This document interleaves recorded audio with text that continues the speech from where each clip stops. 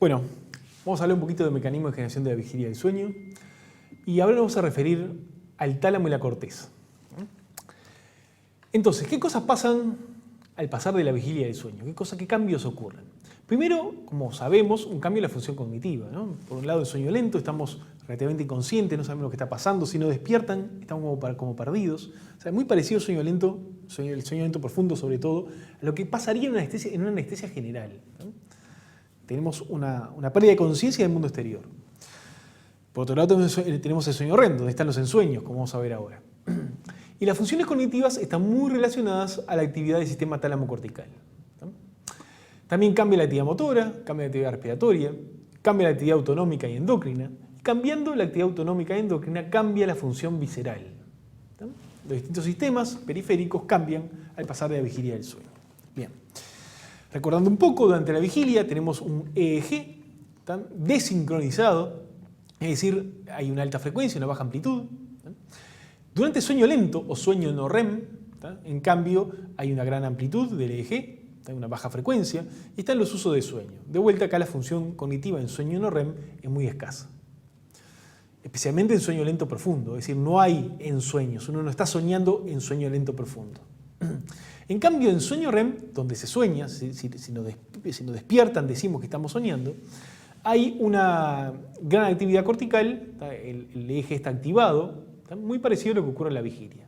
Recuerden que el sueño REM también se llama, por eso mismo, sueño paradójico, porque el eje es muy similar a la vigilia, sin embargo, estamos profundamente dormidos. Entonces, ¿qué estructuras son críticas en generar la vigilia y en generar el sueño? Esas estructuras críticas se las conoce en su globalidad como sistemas activadores, o sea que generan vigilia, y somnogénicos que generan sueño. Los circuitos neuronales principales para generar la vigilia y para generar el sueño se encuentran a nivel del tronco, ¿no? Especialmente en la región reticular mesopontina, y a nivel del hipotálamo y un poquito por delante del hipotálamo, el llamado proencéfalo basal. ¿No? Estos circuitos del tronco encefálico, del hipotálamo y proencéfalo basal regulan la actividad del tálamo y la corteza, que es lo que nos vamos a referir ahora, de las neuronas premotoras, de las neuronas del sistema nervioso autónomo, es decir, de las preganglionares, simpáticas y parasimpáticas, y de la hipófisis. Y regulando estas neuronas se regulan las funciones cognitivas, motoras, autonómicas y endócrinas. Bien, y vamos a empezar por el tálamo y la corteza. El tálamo es crítico para regular, para generar la actividad rítmica del eje, y por lo tanto crítico en las funciones cognitivas.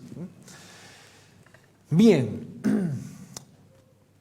con respecto al sueño, especialmente el sueño lento, el tálamo es necesario para generar las ondas lentas del sueño lento o no REM y también los usos, ¿no? Los usos de sueño. O sea, sin tálamo esto no ocurre.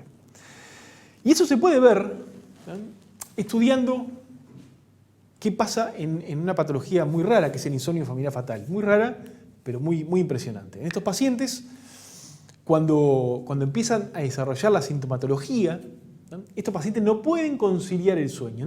¿Y por qué no pueden conciliar el sueño? Porque no pueden generar ondas lentas. No pueden generar sueño lento profundo. Y después que empiezan en ese insomnio, que no pueden generar el sueño, después de un tiempo, unos meses, fallecen.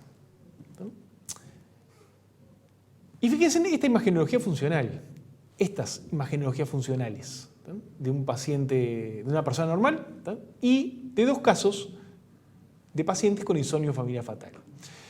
En la persona normal se ve una gran actividad talámica, que se ve acá, gran actividad talámica. En este caso de insomnio familiar fatal, la actividad talámica está muy disminuida, ¿no? Y en este caso de insomnio familiar fatal, que hicieron dos imagenologías en distintos momentos, fíjense que el tálamo también tiene una muy escasa actividad, ¿no? Viendo la anatomía patológica de estos pacientes, se ha visto que tienen una degeneración de las neuronas talámicas. O sea que el tálamo, que es la que genera la sonda lenta del sueño lento y los usos del sueño lento o no REM, ¿no?, esas neuronas no están destruidas, ¿no?, están degeneradas. ¿No? Por lo tanto, no puede generar ondas lentas. Y esto también se manifiesta, también muy dramáticamente, cuando a estos pacientes se le da un anestésico general como el tiopental o un hipnótico como el diazepam, que que estas drogas en una persona normal generan ondas lentas.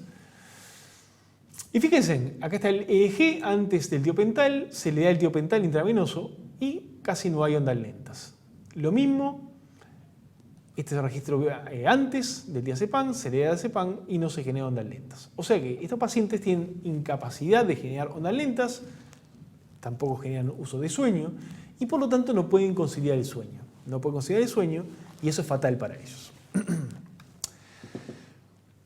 Otro trabajo que muestra claramente la importancia del tálamo durante el sueño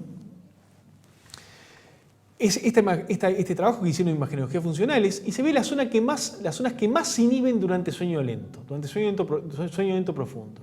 Una de ellas es el tálamo. Hay una gran inhibición talámica en sueño lento profundo. Acompañando esta inhibición talámica se ve que hay una inhibición cortical, especialmente de las cortezas de asociación, que son la base, ¿no?, de las funciones cognitivas. O sea que el tálamo y las cortezas se inhiben entonces durante sueño lento. Entonces, ¿qué es lo importante acá? Que en condiciones normales es necesario que el tálamo tiene que estar funcionante entonces para que se generen ondas lentas. Pero es importante que se hiperpolarice para que esas ondas lentas se generen. Y vamos a ver un poquito cómo es el circuito básico tálamo cortical. Esta parte representaría la corteza con sus neuronas piramidales y esta parte el tálamo. ¿No? Que lógicamente el tálamo y la corteza funcionan como una unidad.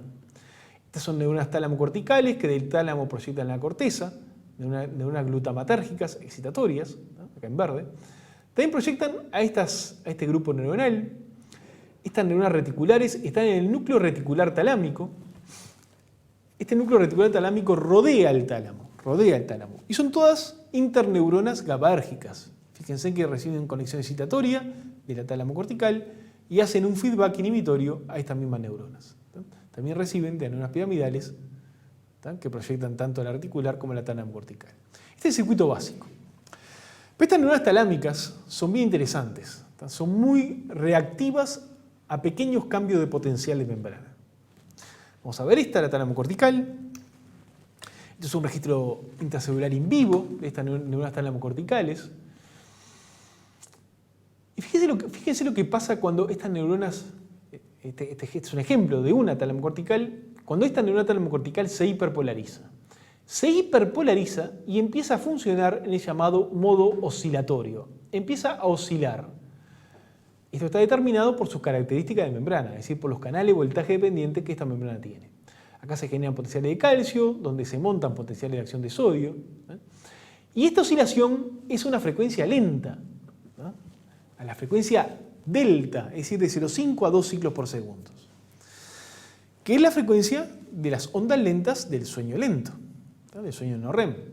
Cuando esta neurona se despolariza, fíjense que aumenta su frecuencia de descarga y empieza a funcionar en el llamado modo tónico. Aquí es un ejemplo, ¿no?, del modo oscilatorio, más distendido en el tiempo, y acá del modo tónico, ¿no? Fíjense qué distinta la característica de descarga.